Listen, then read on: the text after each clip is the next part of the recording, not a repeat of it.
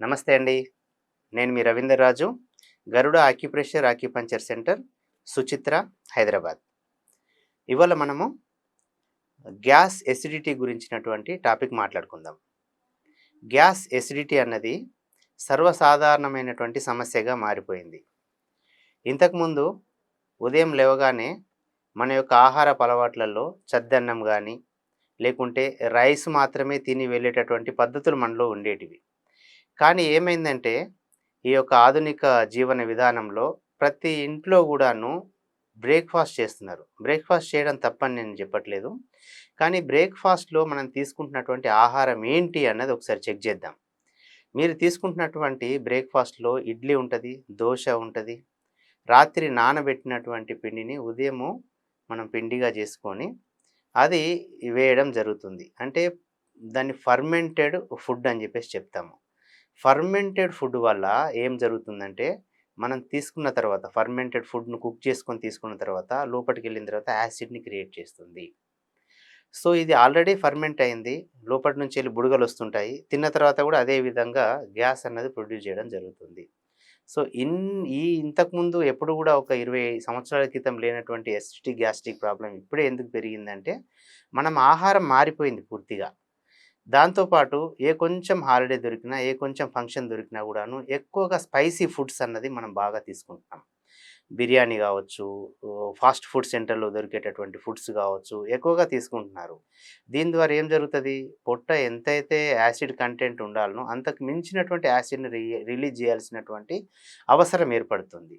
So, ఈ విధంగా excess acid secrete చేయాల్సిన అవసరం ఉన్న ఆహారాలు మనం తీసుకుంటున్నాము.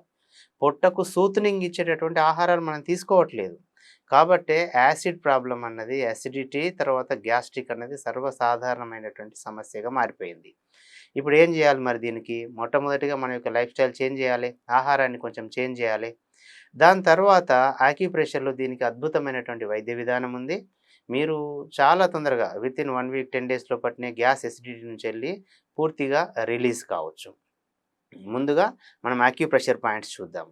యాక్యుప్రెషర్ పాయింట్స్‌లలో ముఖ్యంగా అరచేతిలో మనం చూసినట్టయితే ఇక్కడ ఏదైతే లైన్ మనం చూస్తున్నామో, ఈ యొక్క లైన్‌కు మధ్యలో ఉన్నటువంటి గ్యాప్ ఏదైతే ఉందో, ఈ లైను అండ్ ఈ యొక్క వేలు, బొటన వేలుకి మధ్యలో ఉన్నటువంటి ఈ ప్లేస్ ఏదైతే ఉందో, ఇది చాలా అద్భుతంగా పనిచేసేటటువంటి పాయింట్. దీంట్లో ఏం లేదు, బొటనవేలు తీసుకోవాలి. ఈ పాయింట్‌లో చెయ్యి పెట్టి ఈ విధంగా ప్రెషర్ చేయాలి. ఏ వేలైనా పర్లేదు. ప్రెషర్ చేస్తే ఎవరికైతే ఎసిడిటీ, గ్యాస్ట్రిక్ ప్రాబ్లమ్ ఉంటుందో వాళ్ళకి ఇక్కడ ఖచ్చితంగా పెయిన్ వస్తుంది. మీరు ఇక్కడ నొక్కి చూసుకోండి, ఇప్పుడు వీడియో చూస్తున్న వాళ్ళు. మీకు ఇక్కడ పెయిన్ వచ్చింది అంటే మీకు గ్యాస్ట్రిక్ ఎఫెక్ట్ ఉన్నట్టు లెక్క. ఎవరికైతే ఎక్కువగా గ్యాస్ట్రిక్ ప్రాబ్లమ్ ఉంటుందో ఆ గ్యాస్ ఎక్కడన్నా దాని ఎఫెక్ట్ చూయించొచ్చు.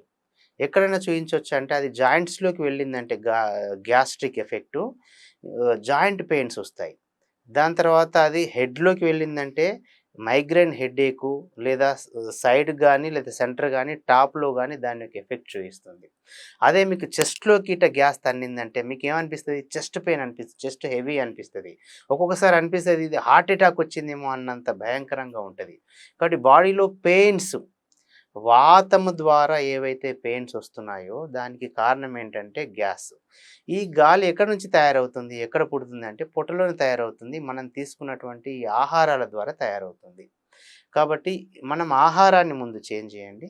ఆల్రెడీ గ్యాస్ట్రిక్ ప్రాబ్లమ్‌తో బాధపడుతున్న వాళ్ళు ఈ చిన్న చిట్కాని మీరు ఫాలో కండి. అద్భుతంగా ఎసిడిటీ, గ్యాస్ట్రిక్ ప్రాబ్లమ్ తగ్గుతుంది. మళ్ళొకసారి చూపిస్తున్నాను ఈ పాయింటు.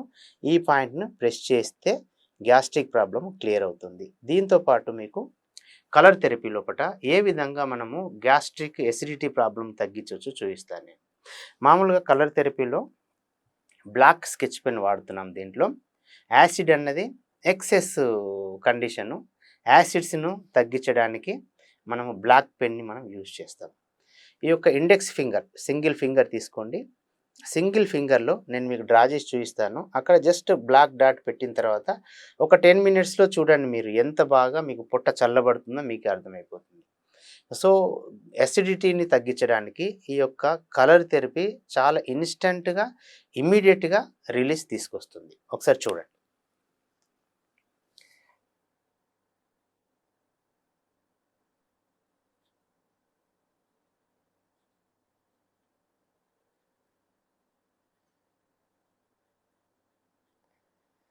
ఇంతే. ఈ ఈ యొక్క ఏరియా లోపట, ఇప్పుడు నేను ఏదైతే ఏరియా చూపిస్తున్నానో ఈ ఏరియా లోపట జస్ట్ బ్లాక్ పెన్‌తోని ప్రెషర్ చేయండి. లేదా ఒక ప్లాస్టర్ తీసుకొని మెంతులు గానీ, ఒక 2 బఠానీ గింజలు గానీ, మనం ఇక్కడ నేచురల్ ఫుడ్సే వాడుతున్నాము. ఇది బఠానీ గింజ, ఇది తెల్ల బఠానీలే వాడాలి దీంట్లో. దీంట్లో వేరే గ్రీన్ కలర్ బఠానీ కూడా దొరుకుతుంది. కానీ అది యూజ్ చేయకూడదు. ఓన్లీ వైట్ కలర్ బఠానీ మాత్రమే యూజ్ చేయాలి. ఈ విధంగా 1 లేదా 2 బఠానీ గింజలు తీసుకొని ఈ యొక్క ప్లేస్ లోపట మనం అతికిచ్చినట్టయితే, అతికిచ్చి దీన్ని ప్రెషర్ చేయడం ద్వారా పొట్టలోంచి మీకు మొత్తం గ్యాస్ అంతా బయటికెళ్ళిపోతది. బర్బ్స్ వచ్చేస్తాయి. కంప్లీట్‌గా క్లియర్ అయిపోతది. యాసిడ్ పూర్తిగా క్లియర్ అయితది. పొట్ట ఏదైతే అసిడిటీ వల్ల ఉబ్బరంగా, హెవీగా ఉండి దాని యొక్క ఎఫెక్ట్ చెస్ట్ మీద తంతుందో అది కంప్లీట్‌గా మీరు చూడండి, ఒక హాఫ్ అన్ అవర్‌లో పొట్ట మొత్తం తేలికైపోతది. పొట్ట హెవీనెస్ ఎత్తుగా ఏదైతే కనిపిస్తుందో, ఉబ్బరంగా కనిపిస్తుందో అది కాస్త డౌన్ అయిపోతుంది. సో, ఈ పాయింటు, తర్వాత ఈ పాయింట్, ఈ 2 పాయింట్స్ యూజ్ చేయడం ద్వారా అసిడిటీ, గ్యాస్ట్రిక్ ప్రాబ్లమ్ నుంచెళ్ళి తక్షణమే మీరు రిలీజ్ కావడం జరుగుతుంది. దీంతో పాటు ఆహారంలో ఒక చిన్న మార్పు చెప్తాను నేను. మీరు ఉదయం పూట ఫస్ట్ ఫుడ్‌లో ఒక కీరా దోసకాయని, ఒక కీరా దోసకాయలు ఒక 5, 6 స్లాసెస్ గానీ, లేదా ఒక 1 కీరా గానీ మీరు ఎంప్టీ స్టమక్‌లో తీసుకున్నట్టయితే, ఈ యొక్క చికిత్స చేసుకుంటూ కీరాని ప్రతిరోజు ఎంప్టీ స్టమక్‌లో కొన్ని స్లైసెస్ గానీ, లేదా ఒక పూర్తి కీరా దోసకాయని పూర్తిగా గానీ తినేసినా గానీ మీకు పర్మనెంట్ సొల్యూషన్ ఏర్పడుతుంది. ఫర్దర్‌గా ఇది అల్సర్‌గా కన్వర్ట్ కాకుండా మీరు ఆపగలుగుతారు. ఎందుకంటే కీరాలో ఆల్కలైన్ ఫుడ్, యాసిడ్‌ని కన్జ్యూమ్ చేయడానికి ఆల్కలైన్ అనేది చాలా అవసరం ఉంటుంది మన బాడీకి. సో, కీరా అనేది ద బెస్ట్ ఆల్కలైన్ ఫుడ్. అది మనం తీసుకున్నట్టయితే ఖచ్చితంగా యాసిడిటీ నుంచెళ్ళి, గ్యాస్ట్రిక్ నుంచెళ్ళి మనము బయటకొచ్చేస్తాం.